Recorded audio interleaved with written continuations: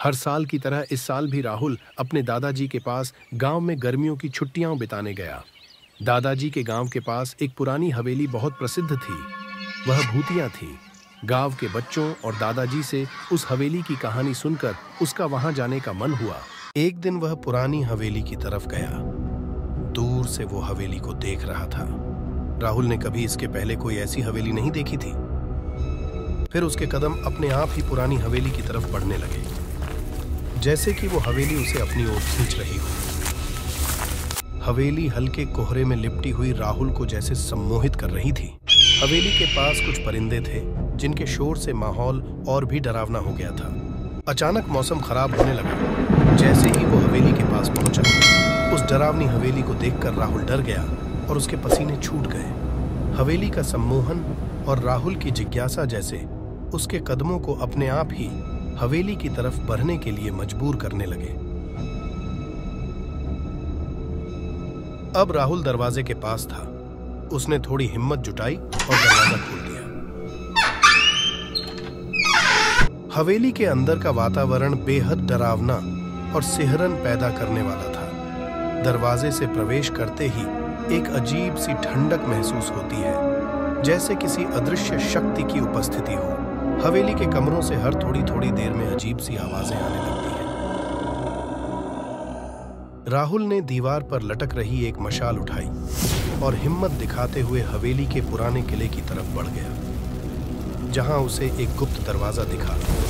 राहुल ने थोड़ा सोचा और फिर उस दरवाजे को खोलकर वो उसके अंदर चला गया।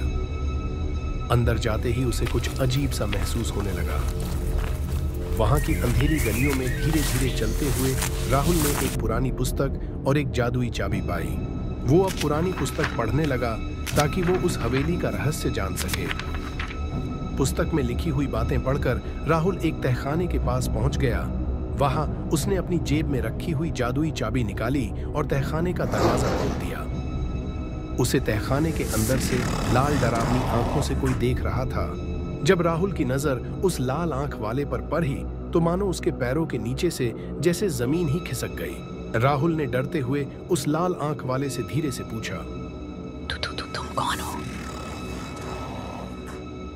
मैं कई वर्षों से यहाँ अकेला फंसा हुआ हूँ। वो लाल आंख वाला भूत राहुल के पास आकर बोला, मुझे इस हवेली में बंद किया गया है। राहुल ने अपनी हिम्मत और साहस जुटाते हुए कहा, मैं तुम्हें यहाँ से बाहर निकलने में मदद करूंगा। भूत ने धीरे धीरे अपनी कहानी सुनाई, जिसमें वह एक समय एक बादशाह का मंत्री था और बादशाह की रानी ने उसे जादू से बंद कर दिया था और उसने महल को भी जादू से तबाह कर दिया था। राहुल ने उसे समझाया कि वह एक सच्चे मित्र की तरह मदद कर सकता है। राहुल की इस बात पर भूत को बहुत हिम्मत मिली और वो राहुल की मित्रता के लिए मान गया। राहुल ने उसके पास रखी हुई पुस्तक से हवेली का जादू जाना और उस भूत को मुक्त कर दिया। भूत ने कहा, तुम बहुत साहसी हो। उसने राहुल को धन्यवाद दिया और वहां से गायब हो गया। राहुल खुश होकर हवेली से बाहर आ गया।